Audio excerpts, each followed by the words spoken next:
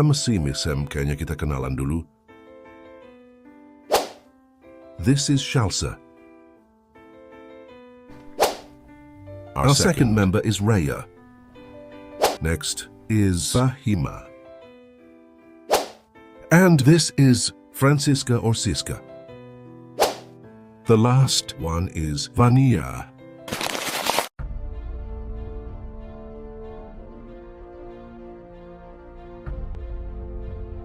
PT Wismilak Inti Makmur Tbk berdiri sejak tahun 1962 di Surabaya.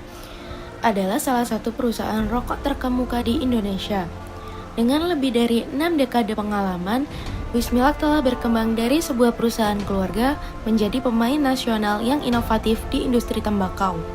Perusahaan memproduksi berbagai jenis kretek, mulai dari hand-rolled kretek yang menjaga keaslian tradisi hingga machine-rolled kretek modern yang memenuhi kebutuhan konsumen masa kini. Sejak resmi melantai di Bursa Efek Indonesia pada tahun 2012, Wismilak memperkuat posisi sebagai perusahaan publik dengan tata kelola yang transparan, jaringan distribusi yang luas, serta komitmen yang terus tumbuh bersama pemegang saham dan mitra bisnis. Dengan fondasi yang kokoh, inovasi berkelanjutan, dan dedikasi pada kualitas, PT Wismilak Inti Makmur Tbk terus melangkah maju membangun masa depan yang lebih baik bersama Indonesia.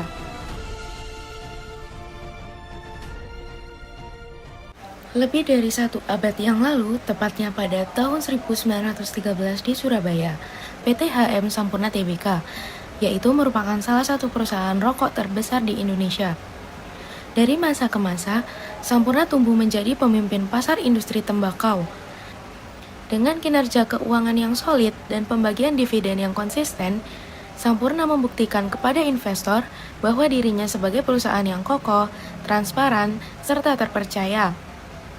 Berkantor pusat di Jakarta dan di Surabaya, Sampurna mengoperasikan jaringan cabang dan distribusi yang strategis di berbagai wilayah Indonesia. Sejak bergabung dengan Philip Morris International pada tahun 2005, Sampurna memperkuat inovasinya. Perusahaan terus berinvestasi dalam teknologi, mengembangkan produk tembakau alternatif, serta membangun fondasi untuk masa depan yang berkelanjutan. Dengan sejarah panjang, inovasi berkelanjutan, dan dedikasi kepada masyarakat, Sampurna telah berkembang hingga saat ini. Baik, pada bagian ini kita akan membahas tentang kelompok transaksi kas dalam perusahaan. Jadi, secara umum itu transaksi kas ini dibagi menjadi 3, yaitu ada aktivitas operasi, investasi, dan pendanaan. Pertama, kita akan membahas mengenai aktivitas operasi. Jadi, aktivitas ini tuh berkaitan dengan kegiatan utama perusahaan dalam menghasilkan dan menjual produk atau jasa mereka.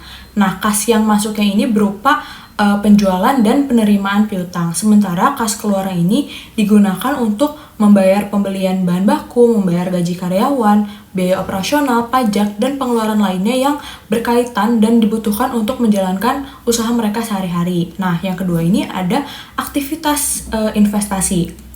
Jadi aktivitas ini berhubungan dengan pembelian dan penjualan aset jangka panjang dari perusahaan. Contoh kas masuknya ini adalah ketika perusahaan ini ngejual aset jangka panjang mereka kayak tanah, bangunan, atau mesin. Sebaliknya, kas keluaran ini terjadi ketika perusahaan membeli kayak kendaraan, mesin, peralatan, atau surat berharga jangka panjang. Ketiga, ada aktivitas pendanaan. Bagian ini tuh ngejelasin gimana sih perusahaan ini memperoleh dan menggunakan sumber dananya.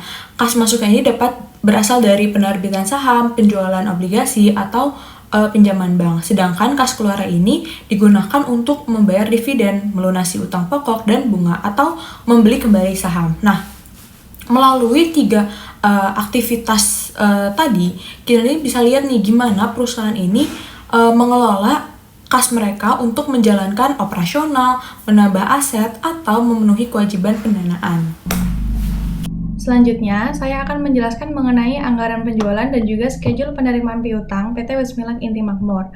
Pada tabel pertama, dapat dilihat anggaran penjualan per kuartal sepanjang 1 tahun. Pada kuartal pertama, penjualan diproyeksikan sebesar 1.733 triliun, lalu meningkat pada kuartal kedua menjadi sekitar 1.906 triliun, dan terus naik di kuartal ketiga menjadi 1.983 triliun, dan pada kuartal keempat, penjualan diperkirakan mencapai 2.164 triliun.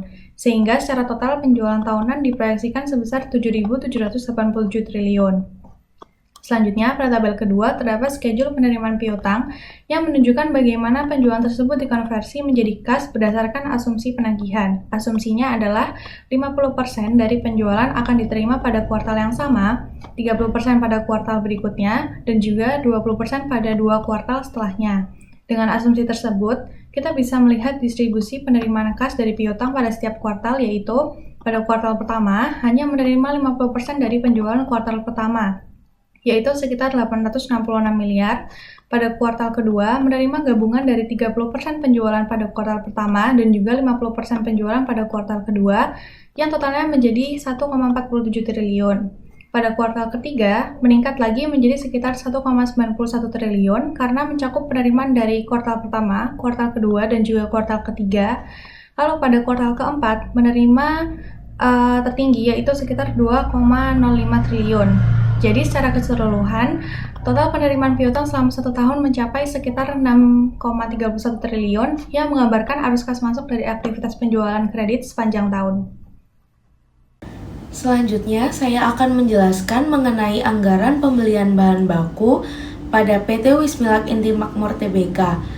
Di sini dapat dilihat bahwa anggaran pembelian bahan baku per kuartal sepanjang 1 tahun mengalami fluktuasi, yaitu pada kuartal pertama, pembelian diproyeksikan sebesar 451 miliar, lalu menurun pada kuartal kedua menjadi 370 miliar, pada kuartal ketiga menjadi 470 miliar, dan pada kuartal keempat mengalami penurunan lagi menjadi 385 miliar.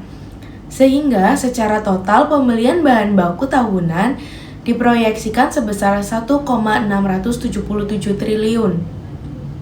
Selanjutnya, terdapat schedule pembayaran utang yang berdasarkan asumsinya yaitu 50% dibeli pada kuartal yang sama dan 50% berikutnya dibayar pada kuartal selanjutnya.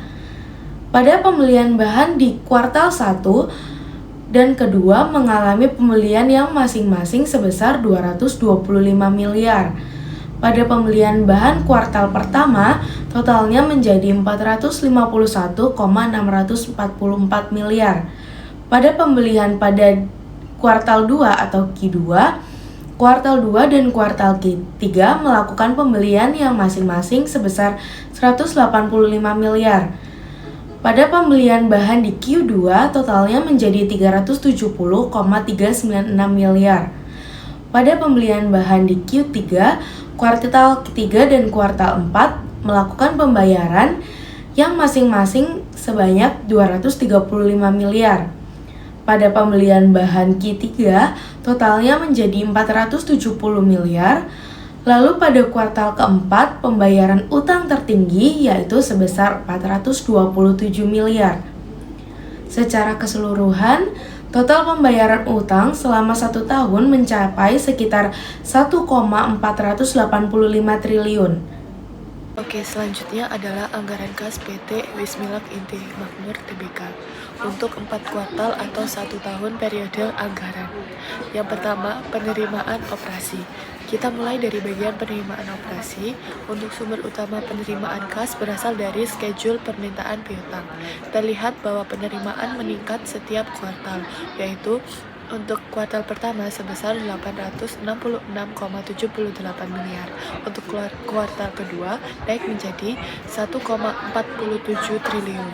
Untuk kuartal 3 mencapai 1,91 triliun.